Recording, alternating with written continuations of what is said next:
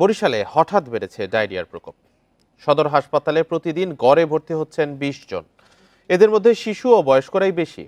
চিকিৎসকরা জানান, ভর্তি রোগীর পাশাপাশি হাসপাতালের বহির্বিভাগেও চিকিৎসা নিচ্ছেন অনেকে। ডায়রিয়া ওয়ার্ডে ৪টি বেডের বিপরীতে ভর্তি আছেন ১৫ জন।